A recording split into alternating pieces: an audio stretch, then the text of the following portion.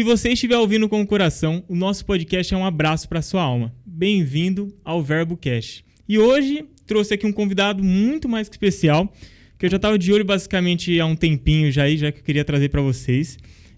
No primeiro episódio nós trouxe o Delcinei. O segundo aqui eu já falei, Deus, eu já tenho aí minha primeira pretensão para quem que eu quero trazer para esse próximo podcast. Entendeu? Ele é pastor de jovens há 8 anos e líder há 10. Casado com a pastora Eliana, pai de 2 filhas. Isso aí. Seja bem-vindo, pastor Renan. Muito obrigado, meu mano. Muito feliz de estar aqui, prazer é meu, né? Fiquei muito feliz pelo convite também, pelo projeto e trabalhos, né? Tudo que o VerboCast vai oferecer pra galera aí. Tô aqui, tô disponível e disposto. Deus quiser. Gente, é um prazerzão mesmo receber o Renan. Eu e minha mulher conhecemos o Renan na igreja CCU, né? Que hoje é a igreja que ele hoje é pastor. Uhum. Então, nós conhecemos ali a palavra através ali do Renan, com esse foco aí de atingir os jovens, tudo. Eu falei, o nosso podcast, não que seja só envolvido só para os jovens, mas tem essa essência, né, juvenil. Então, a gente falou, não, se for para trazer agora um próximo convidado, nós vamos trazer então o Renan, que é um prazerzão mesmo ter você aqui. Amém. Poder contar um pouquinho da sua experiência, da sua história. Como que né, lidar com os jovens hoje, basicamente, cara, 10 anos cuidando de jovem, eu falo, o cara tem que ser bom mesmo, tem que ser o bicho de 7 cabeças, porque essa geração também que tá vindo, acredito, não é a pior, não pode dizer que é a pior, né? Mas não é a mais fácil. Não é a mais fácil. Não é a mais complicado. Fácil. Entendeu? Então você vai conseguir explicar isso aí pra nós melhor. Como que Renan, lidar com jovens hoje em dia para essa geração? Sim. Assim, a gente sempre faz assim, Matheus, uma comparação, né? Os jovens raiz com os jovens... O pessoal comenta jovem raiz com o jovem Nutella, né? Existe essa comparação, a jovem de hoje com antigamente. Antigamente o cara trombava numa cerca e ele quebrava a cerca.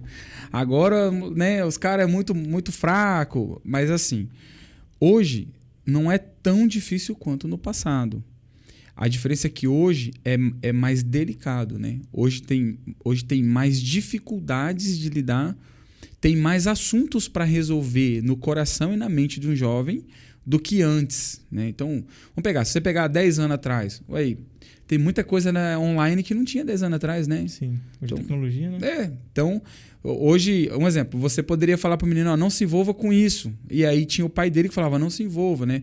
Hoje você fala, não se envolva com isso que é errado, o pai fala, não se envolva com isso que é errado, ele entra no quarto, pega o celular e se envolve, ninguém sabe.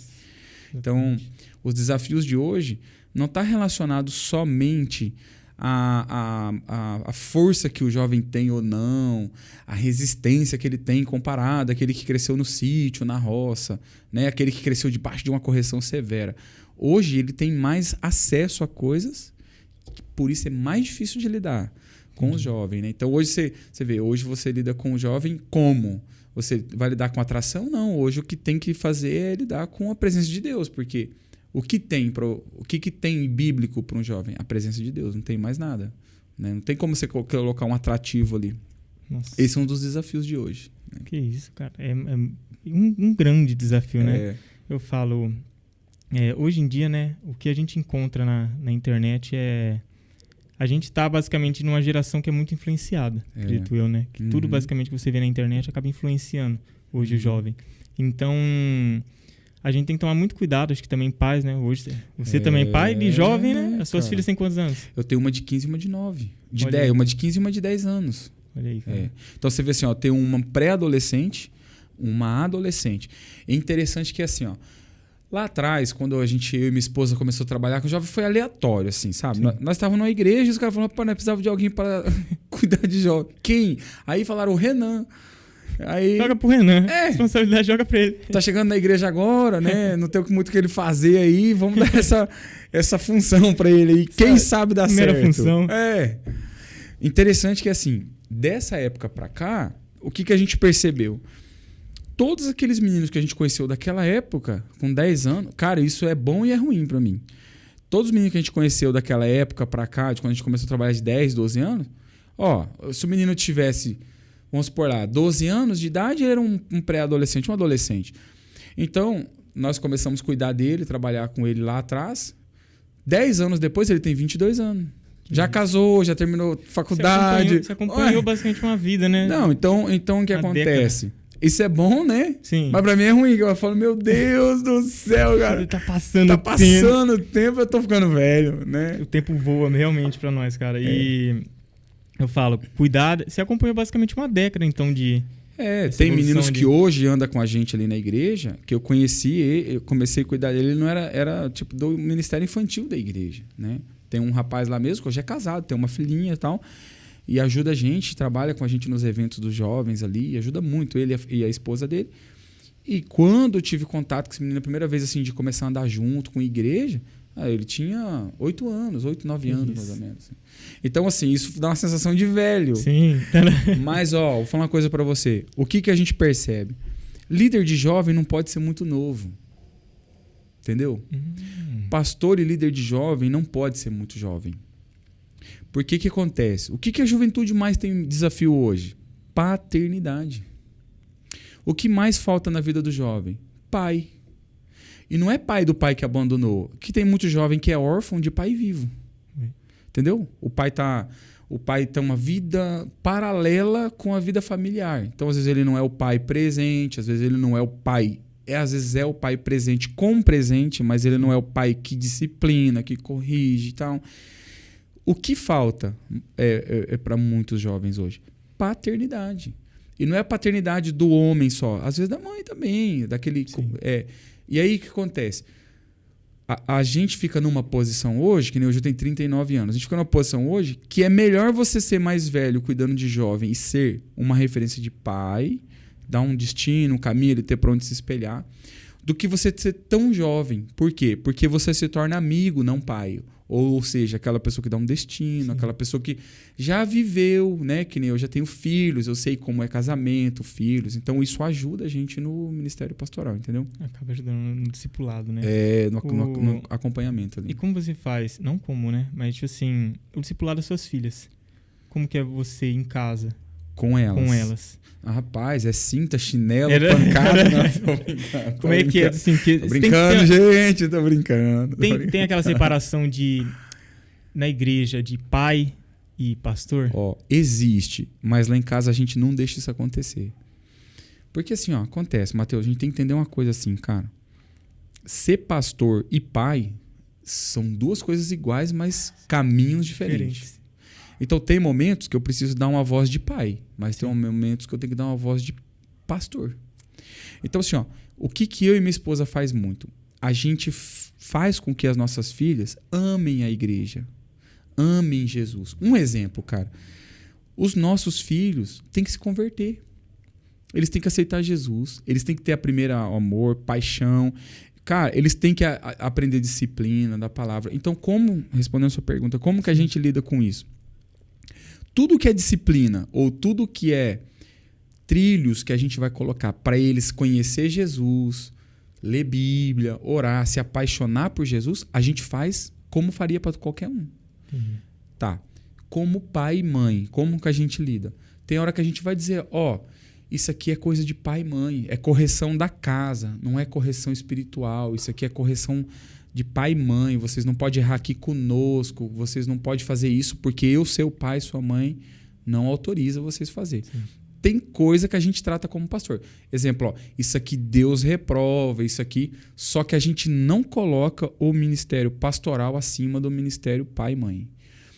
Acima da autoridade. Então, tipo assim, nós como pai e mãe passamos mais autoridade do que como pastor. Entendeu? Nós não deixamos as nossas filhas ver a gente só como pastor. Porque como pastor, elas vão comparar elas com outras pessoas. E não pode. Sim. Elas têm que se sentir amada como filha e respeitar a gente como pastor. Então, como pastor, eu reconheço meu pai. Mas ele é meu pai antes de tudo. Entende? Entendi. Nossa, que separação. Fala, vai ser uma aula para mim que eu sou pai recentemente. Então, eu falo, acredito que eu quero ser também. Uma grande influência, na verdade, pro meu filho, né? Ter um bom discípulo. Eu vou discipular meu filho. Deixa eu cortar, assim, tô atropelando você, mas deixa eu te falar uma coisa assim que para mim não esquecer. O que a gente tem que entender assim, Mateus, pai que é apaixonado por carro, o filho fica como? Apaixonado por carro também. Pai que é apaixonado por cavalo, o que o filho faz? Ele usa bota, calça apertada, não é verdade? Pai que é apaixonado por música, o que o filho vira? Música também. Pai que é apaixonado por Jesus, o que o filho vira? Discípulo de Jesus. Então a gente tem que entender isso, cara. Se o pai e a mãe não é apaixonado por Jesus, ele pode ser pastor, pode ser músico, ele pode ser quem ele for. Se na expressão dele familiar ele não ama Cristo acima de todas as coisas, sabe o que o filho faz? Não ama Cristo. O que a gente faz lá em casa? Eu falo assim, primeira pessoa que eu vou morrer num desastre é pela mãe de vocês. Segunda pessoa que eu vou morrer por vocês. Mas se tiver que escolher entre vocês e Jesus, eu morro por Jesus e deixo vocês. Entende? Forte. E isso faz com que elas façam o quê? Jesus é tudo pro meu pai, pra minha mãe. Se Jesus é tudo pra eles, Jesus é tudo pra mim também. Mas eu não faço isso porque eu quero que elas amem Jesus, é porque Jesus é pra mim mesmo. Exatamente. Mas isso que eu tô dizendo, se a gente é apaixonado por Deus, cara, os nossos filhos vão se apaixonar. Se a gente não é, só você olhar, cara, um desastre familiar, ele não começa porque o jovem não quer ir para a igreja. Ele começa porque o pai não quer saber de igreja, não quer saber de Deus. Aí o que acontece no ministério de jovens? Na maioria dos casos, o pai chega, abre a porta do carro, dá um chute no filho e fala, vai para a igreja. Entendeu? Vai forçado, né? Aí ele fala, meu Deus, eu tô indo na marra, vou ter que me converter, voltar em casa e converter o Drácula do meu pai. Ainda resolver o problema do casamento deles, ter que lidar com o cigarro que ele não larga. Cara, é muita responsa para um filho quando o pai joga ele dentro da igreja. Cara, eu já vi casos que o pai falou, resolva. Aí a gente falou, não. Primeiro. Assim, não, peraí. Primeiro vamos resolver um problema familiar. Porque lembra lá do passo que eu te dei? Se os pais são apaixonados por Jesus, cara, é natural. Os filhos vão crescer. Agora, se não é, então todo mundo tem que se converter, cara. Os pais convertem, os filhos convertem. Aí, cara, Jesus entra, ele começa a fazer uma mudança. Aí Jesus vem fazendo mudança, muda a família. Aí todo mundo vai se apaixonando, todo mundo vai se convertendo. Mas, caso contrário, como separa o pai do pastor? Cara, primeiro o pai tem que amar Jesus, né? Aí o pai vem, cara, cuida do filho e como pastor, não perca a autoridade, né? Agora eu tô falando como igreja, tô falando como princípio bíblico, eu tô dando uma direção para vocês. Aí é uma coisa, né? Então, é isso que eu ia perguntar, né? Como que funcionaria? Funciona não, né? Tô dando essa ideia desse não, seria isso. Mas perguntando, aquele jovem que chega na igreja e tem os pais que não são cristãos, né? Esse discipulado acaba sendo mais difícil. Mais difícil, cara. É realmente mais complicado. Cara, é um desafio. É só você pensar assim, você imagina, vamos pensar no contexto familiar, né? Vamos pensar aqui, Cara, o menino tá indo lá, um panorama. O menino tá indo pra escola. Aí chega lá na escola, um amigo dele, cara, fala de Jesus pra ele fala, vou pra igreja também. Não vou falar só da igreja, mas vou falar de Jesus. Aí ele começa e se apaixona por Jesus. Beleza. Chega em casa, cara. Ele tem lá, às vezes, o pai violento, o pai ausente, fica lá na sua vida paralela, só festa, né? Bar, essas coisas erradas. Aí o que acontece? Cara, o peso, a gente tem que pensar assim, a vida com Deus, ela é muito espiritual. O peso espiritual que está sobre esse menino é muito grande, essa menina. Vamos pensar que ele tem 16 anos. Olha o peso espiritual. Tem que casar, namorar, se profissionalizar, tem que casar, andar com Deus, ser firme para não pecar, sim, ser firme com a pornografia. Olha o peso, olha a carga que está vindo. Ser firme com pornografia, ser firme com dinheiro, ser firme... Beleza. Aí, ele vai para o contexto familiar, qual é a estrutura que ele tem? Nenhuma. Aí ele tem que fazer tudo isso para ele e orar para o pai parar de ser violento com a mãe, para o pai sair do bar, para a mãe... Cara, eu falo assim, aí a gente fala, poxa, hoje os meninos são mais Nutella do que antigamente. Mas, cara, antigamente uma professora mandava num aluno. Hoje, cara, nem os pais mandam nos filhos. Aí, isso, né? Ele vai para a igreja, aí ele fala assim, siga os princípios da palavra. Honre pai e mãe. Aí ele fala, cara, como que eu vou honrar meu pai e minha mãe? Você tá entendendo? Antigamente, honrar pai e mãe era assim. Né? Talvez foi da sua época, mas da minha era assim. Meu pai falava comigo com os olhos. Minha mãe, então... Minha mãe olhava pra mim... Aquele canto de olho ali, você entendeu tudo, filho. Rapaz, às vezes minha mãe olhava pra mim em um lugar, eu já sabia que era pancada em casa. Verdade. Sabia o que ele esperava já quando chegasse em casa. Né? Acredito que é uma geração que realmente Muito veio pesado, mudada, né? Cara. É uma geração mais sensível, né? É, mais difícil, mais melindrosa, cara. Então, pra lidar, realmente, acho que tem que mesclar, acho que muitas palavras, né? Porque dependendo do que você fala, pode também atingir ou proporcionar alguma coisa muito grande na vida do jovem, né? Então, fala a responsabilidade também de lidar com isso, né? De ter também essa responsabilidade de discipular e o que você falar realmente ter alguma eficiência na vida do jovem. Então, realmente fica muito grande isso aí pra você. Eu acho que, sim, a responsabilidade é um peso grande, mas são 10 anos de experiência. Né? Mas, basicamente, que até hoje vive aprendendo. Com certeza. Porque que acontece? Não vai mudando, né? Os ciclos. Então, a juventude vai mudando também, né? Mas, assim, ó, tem uma coisa muito interessante que a gente fala assim. Talvez hoje o jovem não é mais a grande preocupação da humanidade. Né? Porque, olha só para você ver, nunca se despertou tanto na juventude o interesse em ser empreendedor, o interesse em acumular patrimônio, como, tipo assim, enriquecer. Hoje você vê influencers e youtubers, você vê crianças, né? Com seus próprios produtos já online, com seus próprios cursos. Então, tipo assim, hoje, assim, se despertou muito o interesse em crescer também, né? O que perdeu, cara, que não deveria ter perdido, que aí tá o ponto que você tá falando, que é o ponto de interrogação de como lidar, que é a parte mais importante que se perdeu, que é o trem chamado caráter e temor ao Senhor. Então, vamos pegar um exemplo. Como que você sabia o que era temer a alguma coisa? Temer não era respeitar, era ter medo. Então, o filho tinha medo do pai, tinha medo da mãe, tinha medo do professor, né? Tinha medo de todo mundo. Tinha medo do tio, medo do vô, porque ele tinha que respeitar todo mundo. Né?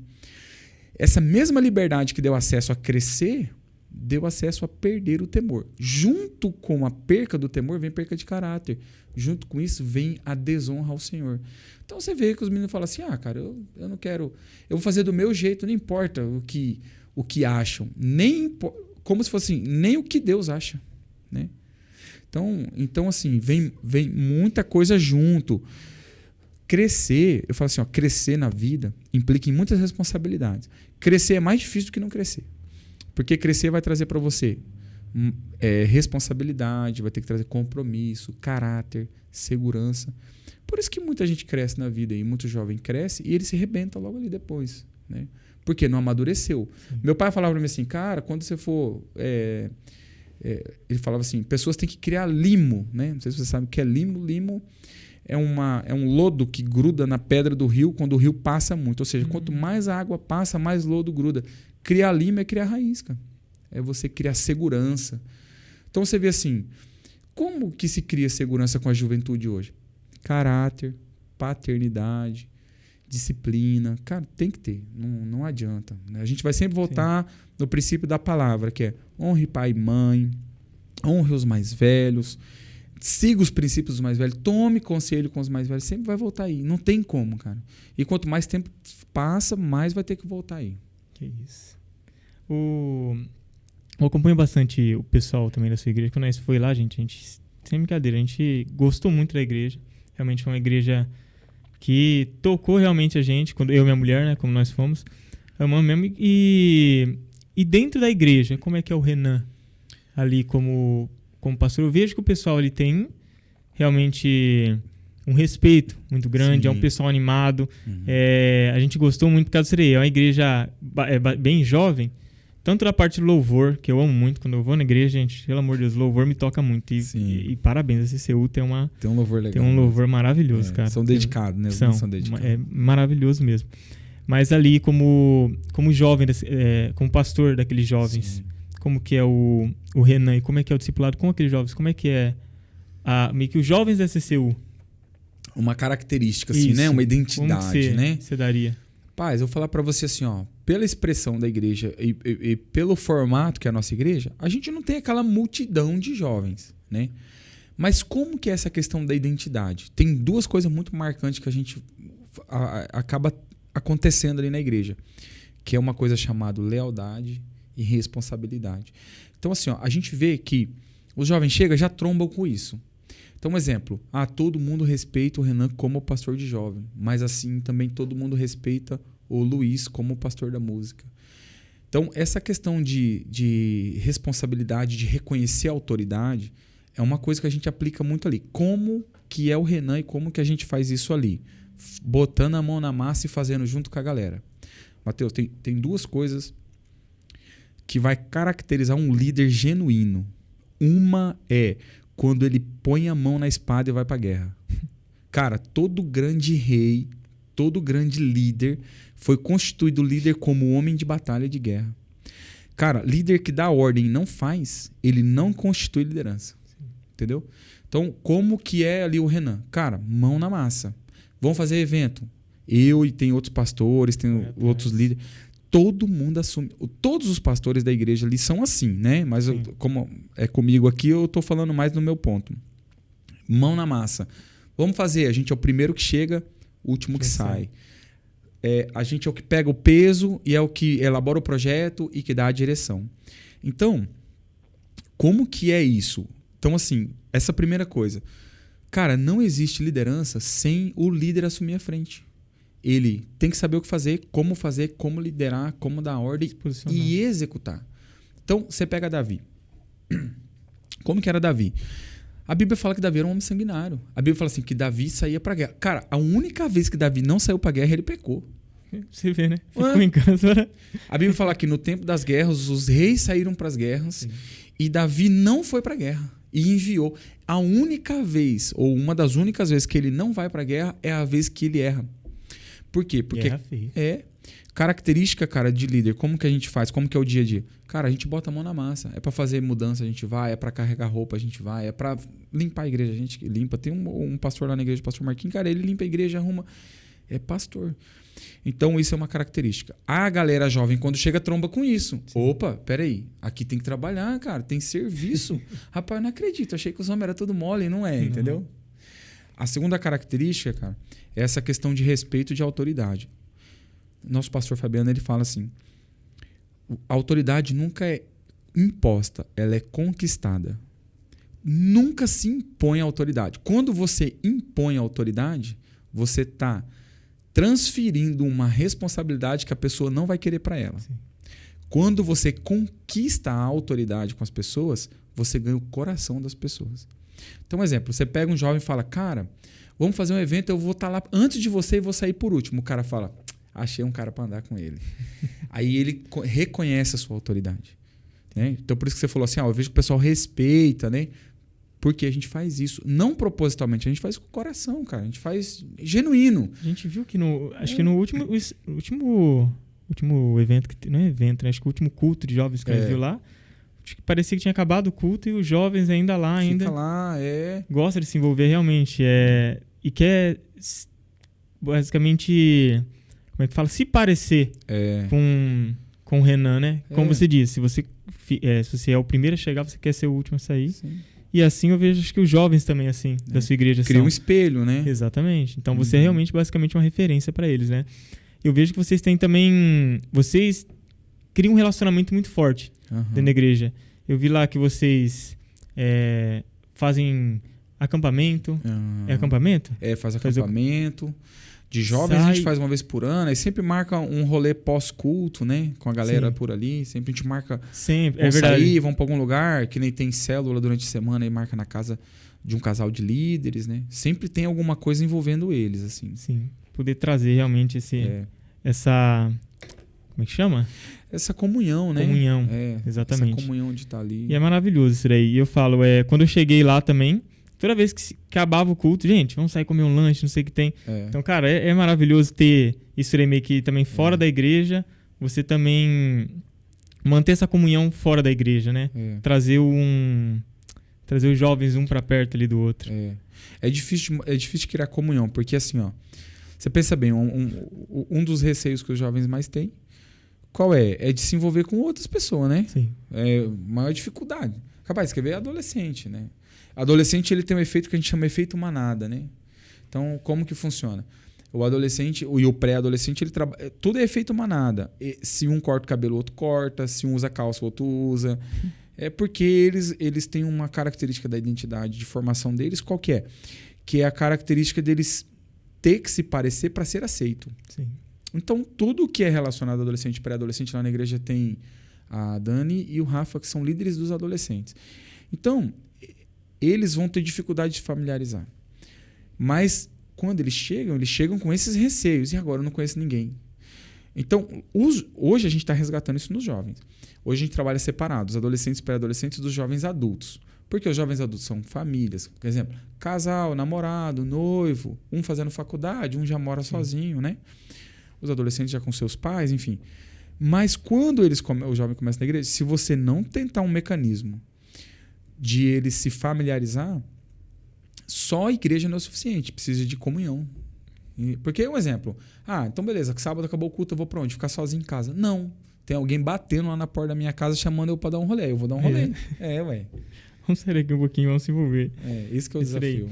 Deixa eu ir para o primeiro aqui, um quadrinho novo aqui que nós estava fazendo aqui. Eu disse, na verdade, tivemos essa ideia, né? De abrir para perguntas, né? Para deixar o pessoal também participar do podcast. Cara, braba, hein? E veio... A gente não vai conseguir fazer todas, mas tipo assim, mas nós já selecionou umas aqui. Cara, e ficou top. Meu Deus do céu. Então se prepara aí. Que medo. Nada polêmico também, que não vai polemizar nada também. Nada tão gente. teológico, Nada né? teológico. Quando vai ser o fim do mundo? E a guerra na Ucrânia, né? Jesus volta quando? Entendeu as perguntas aí? Ó, uma das perguntas aqui. Qual a forma que você lidar com jovens que não sabem se fica no mundo ou se entrega para Cristo? Uma resposta? Se posiciona. Decida. Deus não aprova o morno e Deus não aceita ficar ninguém em cima do muro. Esse em cima do muro é o... Na verdade, o muro é de quem? Cara, o muro é uma decisão. Essa analogia é assim, o muro é uma decisão. Você está em cima do muro. Você não vai viver em cima do muro o resto da vida. Não tem água em cima do muro, não tem comida em cima do muro, não tem moradia em cima do muro. Muro não é lugar. Então, essa expressão, desce do muro, ou seja, decida. Ou você pula para o abismo ou você vai para tua casa. Mas se posiciona. A resposta para essa pergunta é assim, se posicione logo. Por quê? Entre sair do mundo e se posicionar para Cristo, isso vai acontecer um dia. Mano, a Bíblia fala assim que um dia Jesus virá para a terra, julgará a terra, condenará a terra. Nesse dia a Bíblia fala assim que todo joelho se dobrará diante de Cristo. Seguinte, se o cara não se dobrar agora para Cristo, vai ter que se dobrar um dia. Então já se posiciona logo e já se dobra logo para Cristo. Vai ser difícil largar amigo, vai ser difícil deixar vício, vai ser difícil deixar cigarro, droga. Cara, eu já deixei. Abrir mão. Só que é o seguinte, vale mais se posicionar agora do que ficar procrastinando, porque em cima do muro não é moradia, entendeu? Fica nessa questão de... eu já vi bastante gente falar isso aí, né?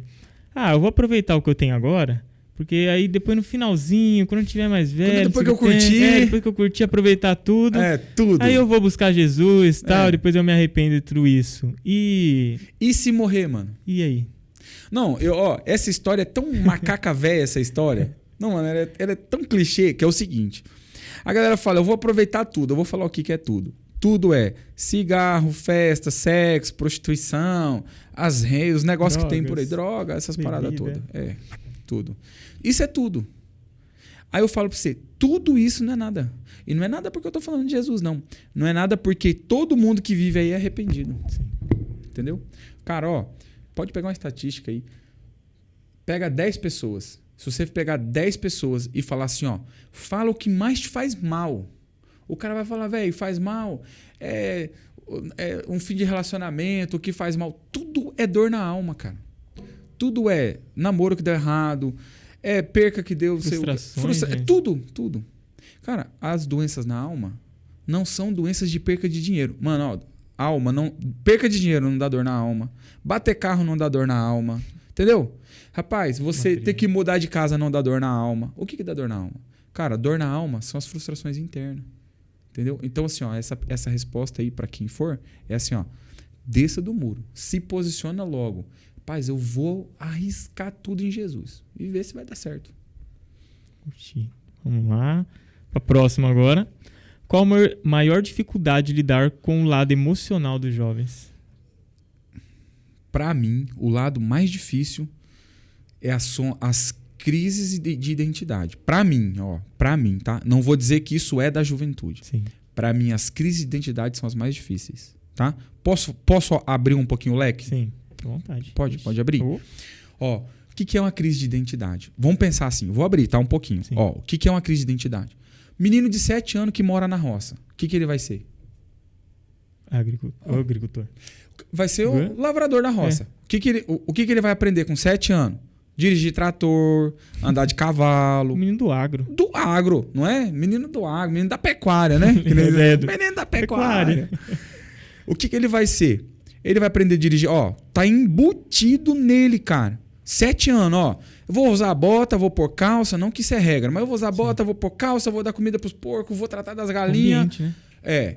O que é isso, Matheus? Identidade. Ele já tem impresso nele uma identidade. Entendeu? Sim. O menino que cresce no ambiente de medicina. O pai é médico, mãe é médico. O que está impresso nele? Medicina. Não, eu vou estudar, vou fazer faculdade, vou me preparar antes, não é? Sim. O que é que aconteceu com Davi? Por isso que eu estou abrindo o leque agora. O que aconteceu com Davi lá, quando Davi matou Golias? Davi tinha uma identidade formada. Qual? Qual era a identidade? Eu não aceito que desonre o nome do meu Senhor. Davi ali não foi a força que Davi teve de matar, nem a habilidade de tacar a pedra e matar ele. O que Davi tinha era uma identidade impressa nele. Eu tenho um Senhor como Senhor. Quem vai desonrar o meu Senhor? Mas quem é esse cara para desonrar o meu Senhor? É doido? Bateu com a cabeça que ele vai vir desonrar meu Senhor? A guerra de Davi, cara, não era por causa que o cara estava desaforando o povo de Israel. A guerra de Davi era porque ele estava desaforando Deus. Qual é a resposta para isso daí? A resposta, qual é o maior desafio? O maior desafio para mim hoje, crise de identidade. Por que isso é o maior desafio hoje para a galera? Porque a galera não sabe nem de onde veio, nem para onde vai. O que você vai ser? Nada. Não vou ser... O que você vai fazer? Estudar? Não sei. Qual profissão você vai executar? Não sei. Vai casar? Então, tô vendo. Nossa. Cara... Quem não sabe para onde vai, qualquer vento sopra. Então, tipo assim, ó, se você não sabe para onde vai, qualquer vento te leva para qualquer lugar. Por que a Bíblia usa a rocha como um lugar firme? Jesus como uma rocha. Por quê? Porque a rocha é inabalável. Não há vento aqui. Nada. Então, a resposta para mim dessa pergunta é essa.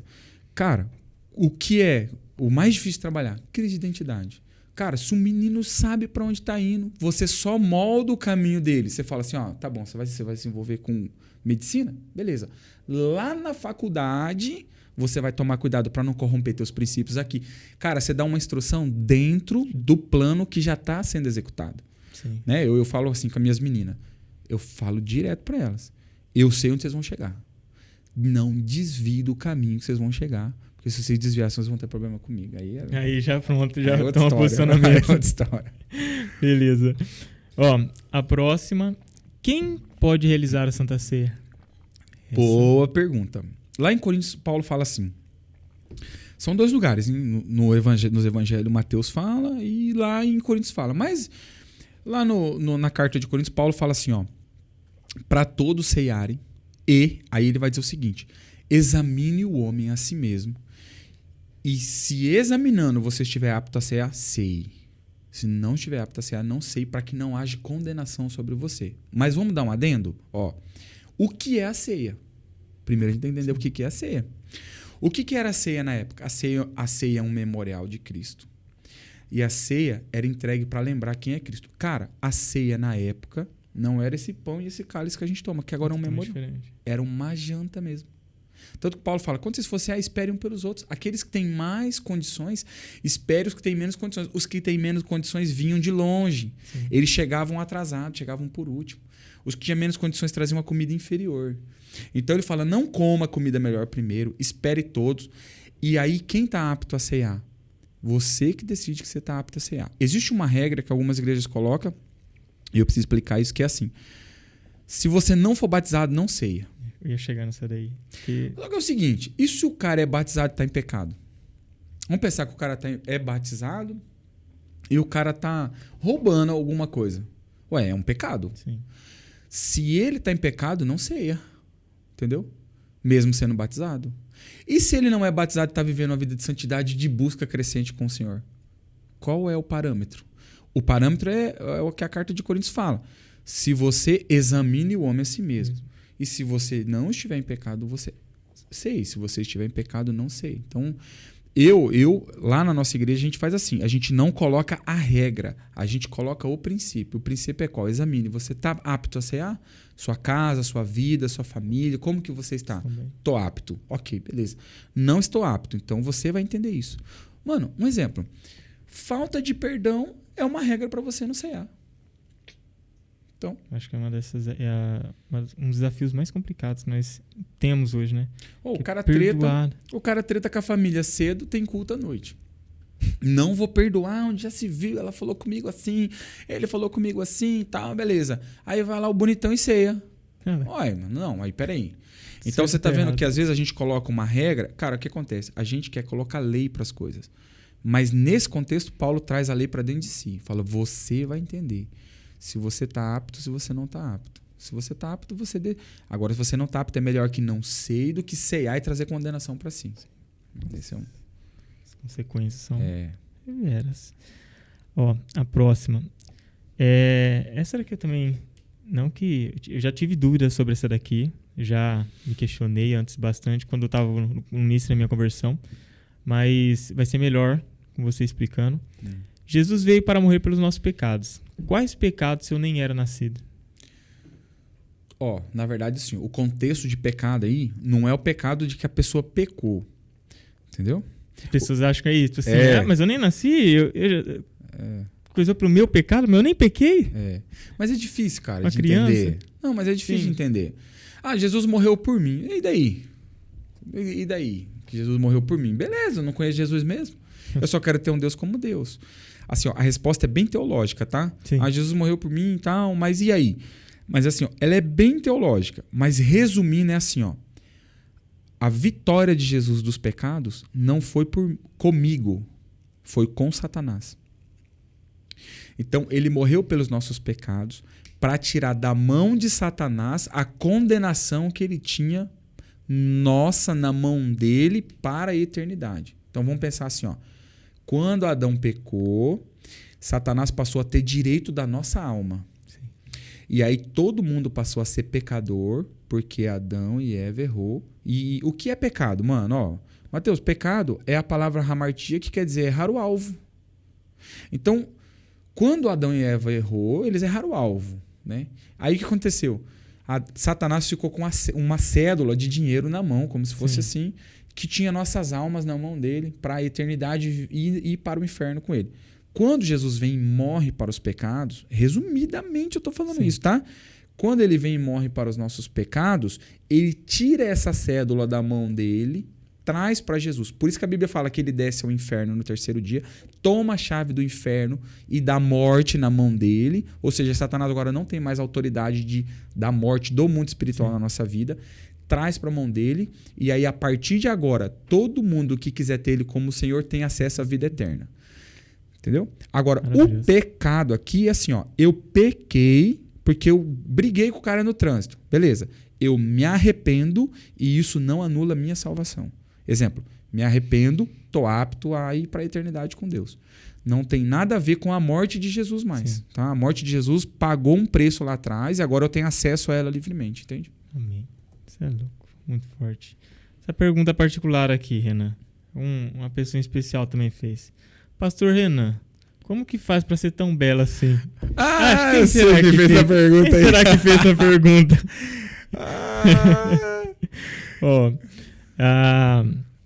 Será que também... Será que acho que vai dar uma historinha legal? Meu eu falo, Deus. Como foi seu chamado para o ministério? Cara, meu chamado para o ministério foi muito legal. Assim, eu, Mateus, assim, eu vim de uma família muito violenta, né? Uma infância bem confusa, assim. Cresci... Cara, a minha vida era para ter dado tudo errado, assim, tá entendendo? E aí, cara, quando eu me casei, assim, quando eu fui me casar... Só repete para mim a pergunta, porque eu quero falar bem preciso. Como que foi o quê?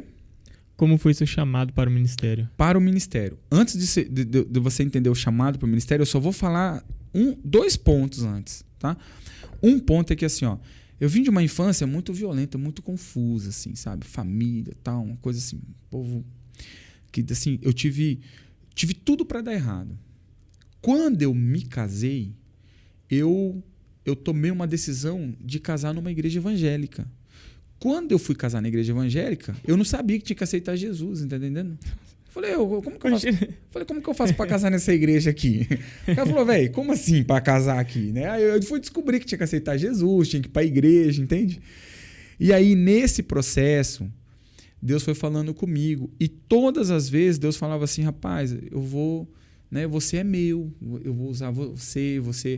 E eu fui entendendo isso em Deus. Então, o meu chamado pastoral, ele foi só evidente quando eu comecei, algumas pessoas,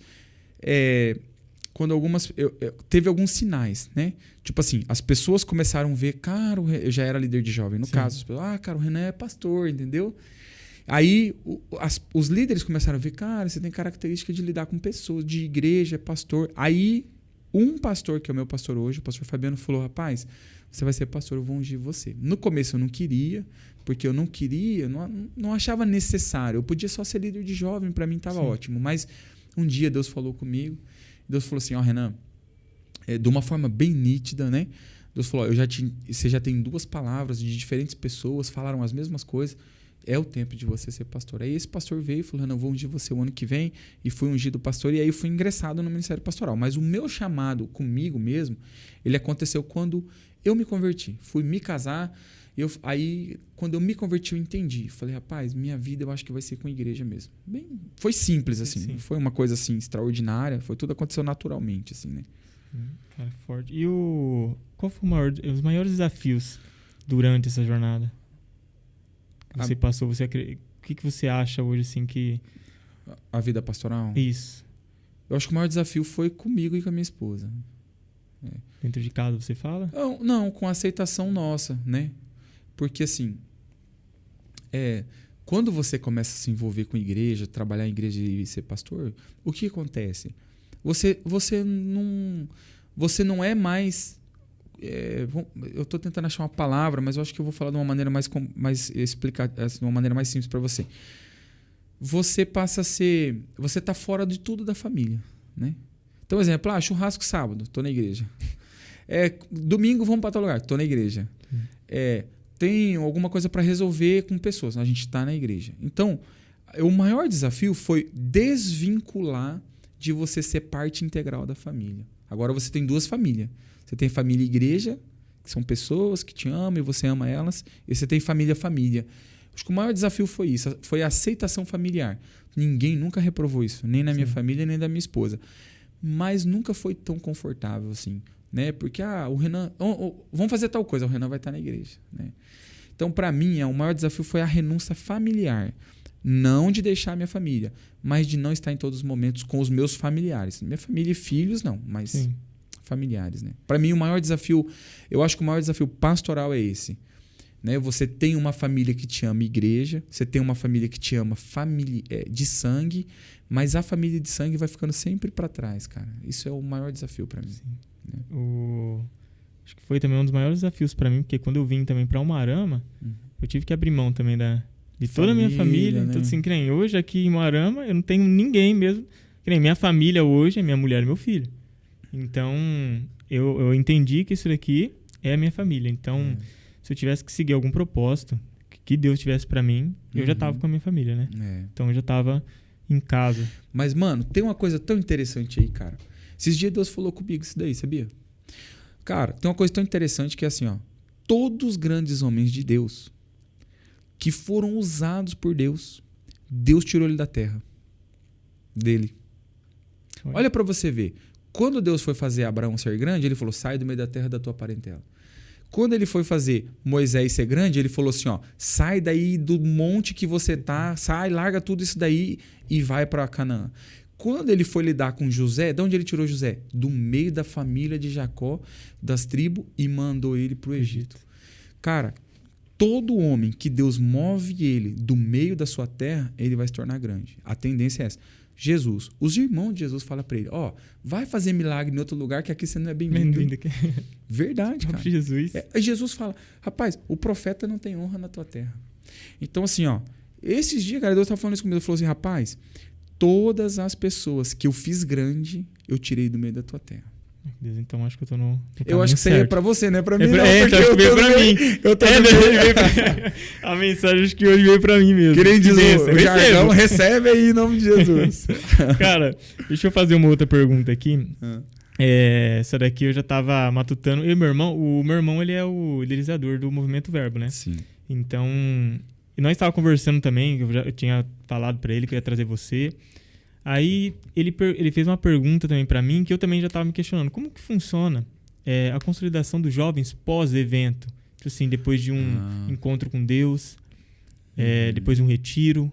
Como que é essa consolidação depois de tudo isso? Como lida, né? Exatamente. Grande desafio. Na verdade, existe vários mecanismos estratégicos para você. Traz ele do encontro com Deus, que é muito estratégico, chamados pós-encontro, de um acampamento igual a gente fez.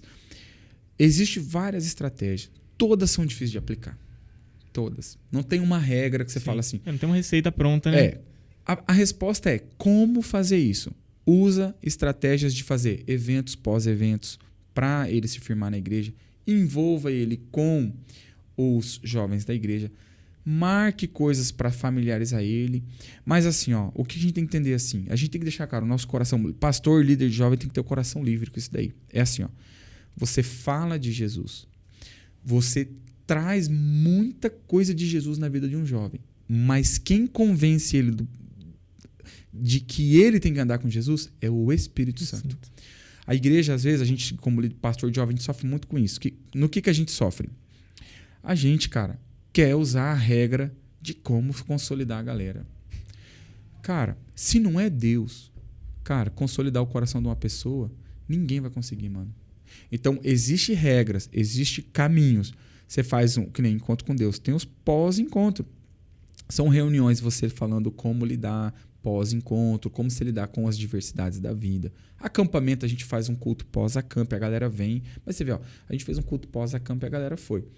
No outro seguinte, que foi o segundo culto pós-acamp, uma parte da galera que foi no acamp já não foi. Você tá entendendo? Só que é o seguinte, a sementinha que ele recebeu lá na camp tá plantada. Exato. Então, eu vejo assim, nessa pergunta, a gente tem que ter o coração livre para entender que quem faz a obra é Deus. A gente joga sementes e semeia e Deus faz a obra, cara. Porque se não for assim, a gente se descabela, se rebenta e no final você fala, não teve resultado. Como não teve resultado? Às vezes o cara se converte daqui a um ano, vira um homem extraordinário e foi um resultado, entendeu? E vem tudo isso aí. Uhum. Cara, que nem eu também passei pelo encontro com Deus. Não quer dizer também que a pessoa passou pelo encontro com Deus, ela vai seguir aquele caminho para sempre. Exatamente, a gente tem várias diversidades, né? Que a gente enfrenta, que nem eu mesmo, depois de encontro com Deus, depois de certos anos, eu vim a me desviar. Mas por quê? Porque eu fiquei fora da igreja. Quando eu me mudei também para cá, eu não tinha uma igreja na qual eu pudesse também me envolver, me ocupar. Porque antes, quando lá em São Paulo, nossa, eu era músico, eu era líder de jovens. Tinha ministério, então tinha tudo no ministério. Que bom saber disso. Então, tipo assim, eu entrei, cara, e eu era igreja. Sim, realmente, entendeu? Eu me fazia igreja, eu me dedicava à igreja. Então, quando eu me ocupava ali com Deus, eu me dedicava minha vida totalmente a Deus. A partir do momento que eu me mudei, aí começa a dar aquela desleixada, né? Aquela coisa de assim, eu vou na igreja de domingo, quando der eu vou, aí começa a deixar de lado, quando der eu vou, aí fica nessa daí. Por fim, acaba abrindo brecha, sim, né? Então, eu fui me afastando também, desanimando. Então, chegava culto que, não quero mais ir, acho que não é mais pra mim, não sei o que tem. Então, por não estar na presença, sim, você acaba meio que deixando e não sentindo mais, né? Porque você se afastou, sim, entendeu? Você não se dedicou mais àquilo. E eu não posso dizer também que eu cheguei e busquei. Cheguei e disse assim, eu quero fazer... Mandei mensagem, eu vou fazer tal coisa, vou fazer tal coisa. Não, realmente eu cheguei desleixado, né? Então, foi uma falha minha e falo, quando você falha em qualquer requisito aí, você abre brecha Sim. para você realmente se afastar, se for ver de uma vez mesmo de Deus. Sim. E foi o que aconteceu comigo. Eu falo, me desanimei, caí no mundo, me acabei mesmo, que eu não estava conversando. Foi uma fase terrível da minha vida. Então, mas quando eu voltei para Cristo, né, e isso que é engraçado, mesmo você conhecendo a verdade. Sim. Entendeu? Eu tava comentando, acho que com o meu irmão, não sei se foi o meu irmão ou o Delcinei, que é engraçado, né? Muitos cantores hoje que cantavam gospel aí, que nem eu tava acompanhando J.A. Esses dias eu tava assistindo, eu tava ouvindo, que nem eu sou da época, tocava música do J.A. Então, esses dias eu fui pesquisar, nossa, como é que tá o J.A., né? Depois de tanto tempo, fui ver, já não é mais J.A. Não é. Já não é mais J.A. Já não é nem mais J, nem mais nada. Então, nem o J, nem o A. Nem o J, nem o A.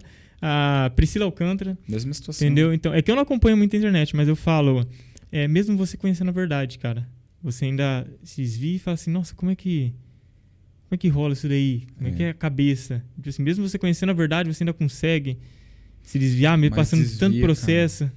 Desvia. Mano, a gente tem que ter uma coisa no nosso coração, assim, cara, que chama senso de equilíbrio e responsabilidade.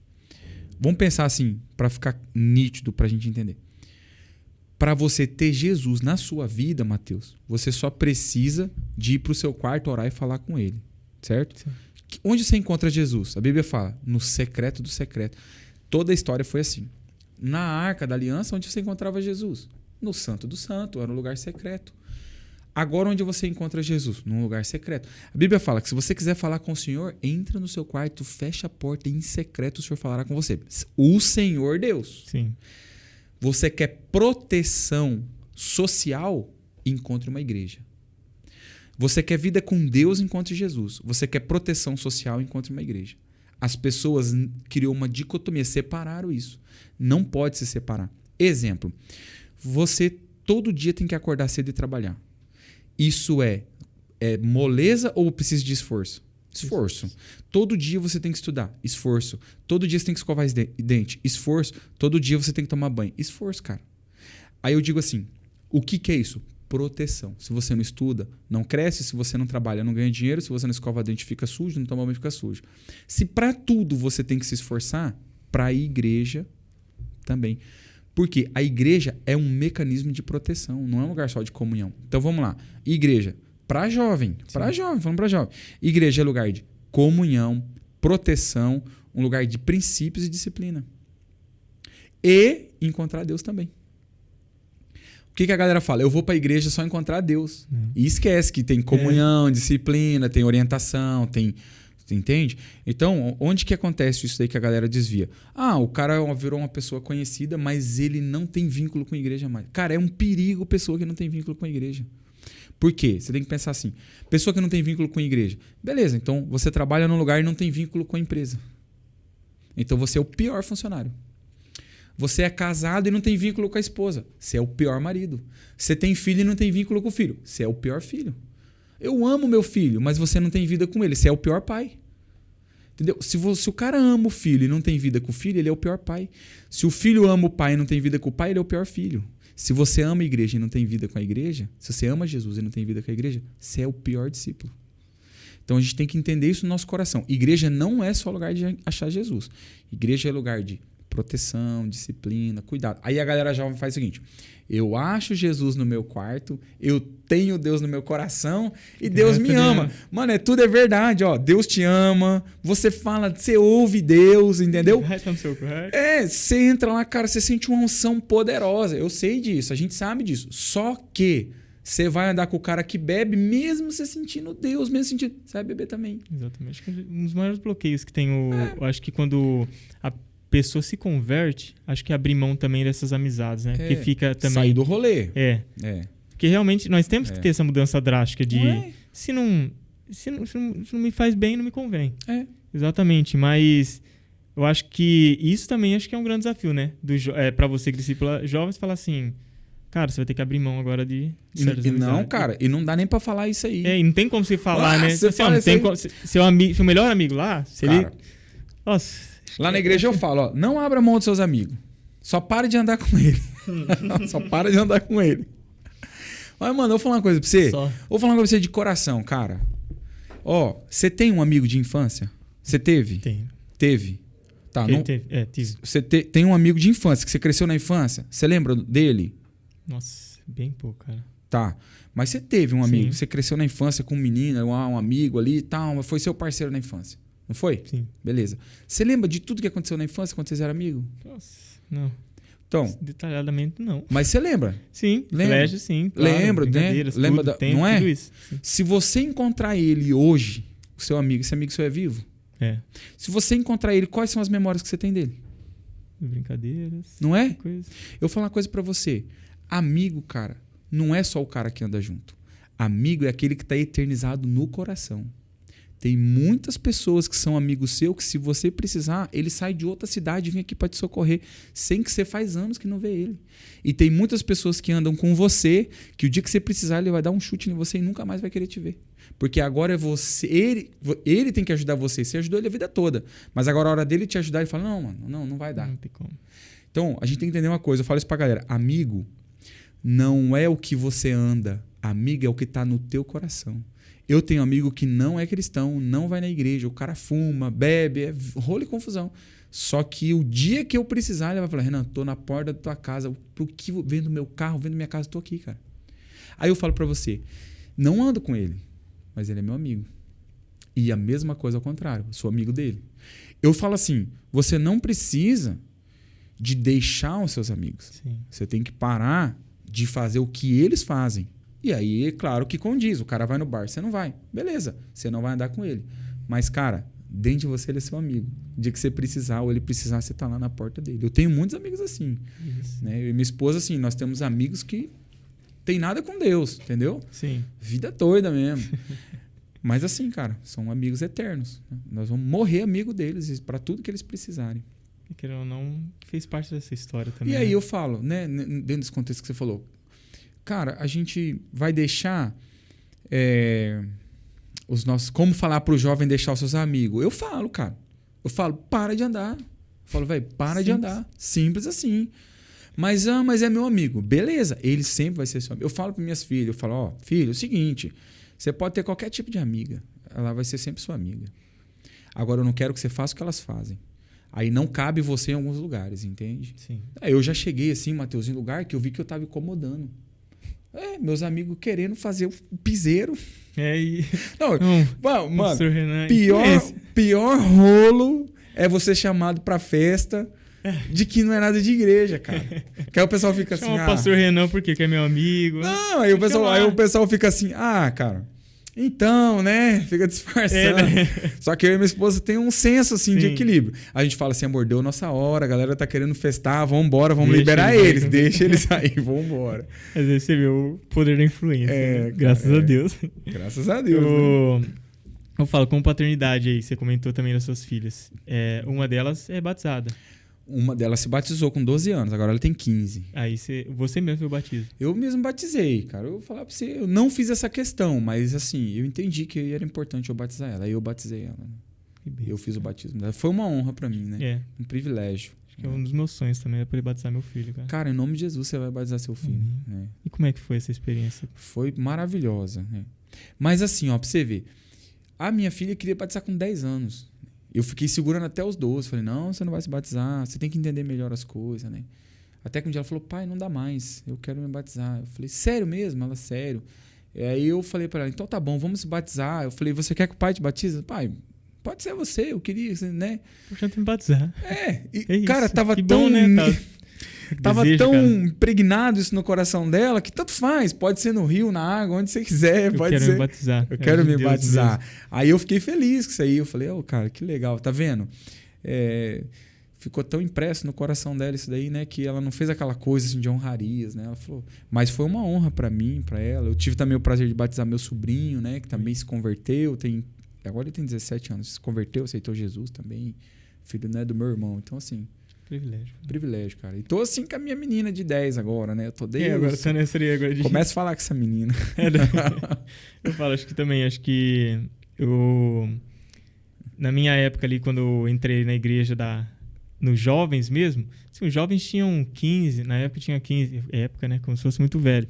Mas eles tinham 15, 16 anos. Eu tava ali com meus 10, 11. Então era eu e meu primo que estavam tentando entrar junto com esses jovens aí. Todos os jovens ali se batizando, já tinha basicamente realmente um conhecimento maior sobre os atos, tudo que eles estavam fazendo. E nós, cara, a gente se dedicava também à igreja, só que realmente tem essa inocência ainda, né? Por um lado. É muito perigoso, só que né? não tem uma idade para se batizar. Se dizer. Lá na igreja a gente usa, cara, uma regrinha. A gente usa assim, ó. A gente não batiza ninguém antes dos 10 anos, porque fica muito infantil, né? Mas a partir dos 10, ainda na adolescência ali, com o consentimento dos pais. Cara, você entende que o teu filho tá pronto, entende que ele quer mesmo se batizar. Embora a gente faz uma aulinha explicando o que é o batismo, né? O batismo explica realmente na Bíblia como o porquê do batismo, mas com o consentimento dos pais. Até os 14 anos, 15, com pai, você tá de acordo. Porque lembra que eu falei que adolescente é efeito manada? Sim. Então, um de 12 batiza, meu irmão, próximo batizo, tá todo mundo fazendo. Então tem que ter esse consentimento, os pais entender, não, é impulso, não é impulso, ele tá querendo por causa da galera, ou não, ele faz tempo, né? Rapaz, teve uma levada aí de uns últimos 3 batismos, batizou muito adolescente. Né? Mas aí não foi impulso. Sim. Os pais estavam segurando mesmo. A gente viu que a nossa líder de adolescente lá, a Dani, né? Segurou a onda, falou: não, meninas, espera um pouco. Aí foi mesmo genuíno, não foi só impulso, não. Falo, tem que vir realmente do coração, né? Deixa eu ver aqui. Eu queria fazer essa pergunta também. Deixaram também na caixinha de perguntas. Que nós vemos que você participa bastante do marketing da igreja. Que tá ali participando dos stories. Sim. Eu vejo que você fala bastante de stories sobre juntos. Então, qual que é a importância dessa dedicação também de estar ali? Que nem hoje, nós tá numa geração realmente tecnológica, onde você tem que estar no digital, se dizer, né? Sim. Poder estar acompanhando. E todo mundo também que quer ir, às vezes, à igreja, de vez em quando não procura nem mais no Google. Hoje é o Instagram ali. Já vai direto. Como é que é, né? Então, qual que é a importância desse marketing aí pra você ali na igreja? Sim. De se expor ali, né? Isso. Eu acho que assim, pra mim isso não é o marketing pessoal propriamente dito. Mas pra mim, a importância de eu fazer isso, eu faço isso de propósito. É pra galera ver que tem alguém ali chamando a responsabilidade. Entendeu? Tem ali uma pessoa, tem um líder, tem um pastor, ele tá na frente, ele tá com a espada na mão, vão pra cima e boa. Porque o que eu penso com isso daí? Eu penso assim, eu não gosto de ficar me expondo nesse sentido, porque você tem que ficar toda hora se chamando a responsabilidade. Era legal se outros fizessem, mas eu faço de propósito para isso, para essa finalidade. Lá, né, os meninos têm um líder, tem um pastor, tem alguém que está cuidando, não está solto o negócio, então de propósito. Se outros fizerem, seria legal também, mas eu faço isso para esse fim, com esse propósito aí mesmo. Maravilhoso. Bom, acho que esse foi o nosso podcast. Acho que foi maravilhoso, edificante. Kelly, você tem alguma pergunta? Não? Nenhuma? Pastor, você quer deixar alguma mensagem para os jovens? Acho que é bastante importante. Eu falo, o intuito do Verbo foi criar realmente essa forma de se comunicar, né? Que nem eu não tenho conhecimento nenhum, cara. Eu posso dizer que em relação à Bíblia, você perguntar alguma coisa, sei sobre grande parte de todas as histórias, só que não tenho conhecimento mesmo de discipular. Eu falo, antes me dedicava bastante, mas hoje eu estou basicamente voltando de volta. Voltando de volta, existe isso? Então, voltando 2 vezes. Voltando 2 vezes. Então, cara, essa foi a forma de eu conseguir me comunicar, né, com os jovens através do podcast. Então, esse movimento também que o Davi criou foi maravilhoso também para mim, foi uma grande porta também para mim poder voltar e realmente me dedicar a Cristo, a minha vida e, tipo assim, se essa é a forma que eu vou me expressar, vai ser através dele e trazer pessoas que pudessem tanto me ajudar quanto ajudar as pessoas que estão assistindo. Então, como eu tenho muitas dúvidas, acredito que muito pessoal também lá fora tem muitas dúvidas, precisa de conselho discipulado, você é uma grande referência, então acredito que nós pode contar com você. Entendeu? Claro. Então não foi à toa que nós trouxemos aqui. Então, se você puder deixar uma mensagem então para os nossos jovens. Sim, deixo sim. Uma coisa para falar para o seu coração. Pode ser para aquilo ali? Pode lá. Uma coisa para falar para o seu coração. Se posicione na sua vida, né? Todos os jovens daqui para frente vão se posicionar financeiramente, familiarmente, mas tem uma coisa que nunca vai ser preenchido no teu coração. Você que é jovem, adolescente, nunca. Você pode ter dinheiro, você pode ter uma casa bela, plena, uma família incrível. Só tem uma coisa que nunca virá da terra. E isso se chama presença de Deus na sua vida. Se posicione nisso também. Os grandes homens hoje dessa terra entenderam que o dinheiro não é tudo, a faculdade não é tudo e uma casa não é tudo. Eles entenderam que você precisa também de Deus na sua vida. Então se posicione nisso, traga Jesus para a sua vida, vá para uma igreja, qualquer igreja que você for, vá para uma igreja e comece uma jornada com Cristo. E junto com ela, Deus vai te dar uma família plena, recurso, prosperidade, Deus vai te dar crescimento na vida espiritual, profissional, e aí você vai ver que a alegria não está nas grandes, mas nas pequenas coisas da sua vida, tá bom? Se posicione, essa é a dica que eu deixo para você. No último podcast eu ia falar também, eu ia mandar um abraço pra minha família, que eu acabei esquecendo. Cara, a gente faz as coisas, a gente fala sempre, né? Não, deixa eu mandar um abraço pra minha família em São Paulo, pra minha tia, pra minha avó, todo mundo que tá lá nos assistindo também tá acompanhando. Então nós fala de tem que mandar, ainda mais no primeiro episódio, eu falei assim, não, pode deixar que eu vou mandar abraço pra todo mundo, sempre acaba esquecendo. Então, desde já eu já tô deixando então esse abraço pra vocês, tá bom? Agradeço muito, pastor. Obrigadão mesmo, tá? Deus abençoe, tá? E é esse aí o nosso podcast. Muito obrigado, tá? Finalizando então esse episódio. Você quer dar benção, pastor? Vamos orar?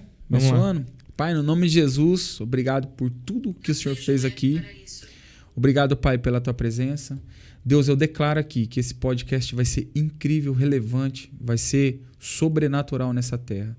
Deus, eu declaro que o VerboCast não vai ser só um verbo, mas ele vai ser, Senhor, uma ferramenta de Deus para essa terra. O Senhor vai usar o Mateus, a família dele, e que a bênção do Senhor esteja sobre tudo que eles porem as mãos, sobre cada vida que está vendo esse podcast em algum lugar, e que a paz do Senhor siga o coração de cada um também, em nome de Jesus.